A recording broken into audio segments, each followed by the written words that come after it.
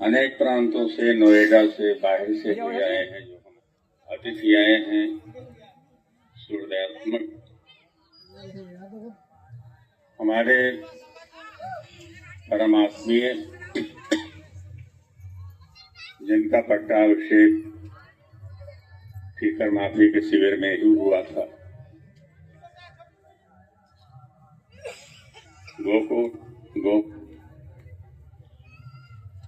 वैकुंठवासी गोलोकवासी श्री सत्यनारायणाचार्य जी महाराज आज हम लोगों के बीच में नहीं है।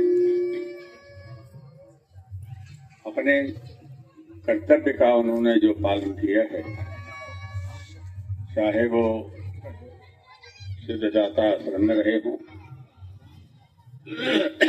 या फिर अपने निजी आश्रम में, उनकी कर्मठता का हम लोग हृदय से वंदन अभिनंदन करते हैं। जिस त्याग वृत्ति से उन्होंने अपने गुरु के साथ कर्मठता दिखाई थी, पूरे आश्रम का संचालन केवल तिवारी बाबा ही करते थे। और वहां से आने के बाद जब स्वयं आश्रम स्थापित कर दिए, तभी वे सदैव कुछ न कुछ आश्रम के विकास के लिए, साधना पाठ पूजा के लिए करते ही रहते थे। चाहे मंदिर बनाना हो, चाहे प्राण प्रतिष्ठा करना हो। तो ऐसे में शारीरिक विकास तो उनका नहीं हो पाया, रुग्ण अवस्था में ही सदैव रहते थे। उसका कारण ये था कि उनकी गतिविधि जो प्रातः काल से सायंकाल तक होती थी, वे स्वयं नहीं जानते थे कि हमको कब स्नान करना है, कब भोजन करना है, कब। हाँ, ये जरूर था कि सिद्धदाता आश्रम में हजारों की संख्या में लोग भोजन करते थे और वो केवल इन्हीं के ऊपर निर्भर था। कैसे भोजन बनेगा, कैसे लोग आएंगे, और पूर्ण रूप से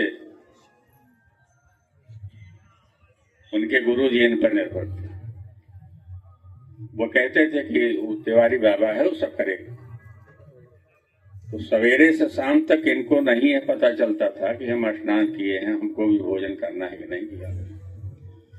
कई बार हम उस आश्रम में गए तो थोड़ा नाराज भी हुए उनके ऊपर, छोटे थे इसलिए, पुत्रवत थे। तो हम उनसे कहे कि देखो, ऐसा करने से आश्रम में सेवा तो होगी, लेकिन आपके लिए बड़ा दुर्गम मार्ग हो जाएगा। शरीर रहेगी तो सब ठीक है, लेकिन अपनी कर्मठता के आगे अपने शरीर पर ध्यान नहीं दिए।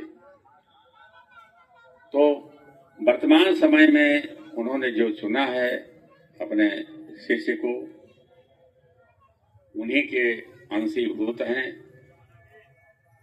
हमारा आशीर्वाद तो वही है, आप सबका आशीर्वाद होना चाहिए कि जिस तरह से तिवारी बाबा कर्मठ थे, उसी तरह से अपनी कर्मठता से आश्रम का विकास करें, समाज में एक अच्छा संदेश जाए।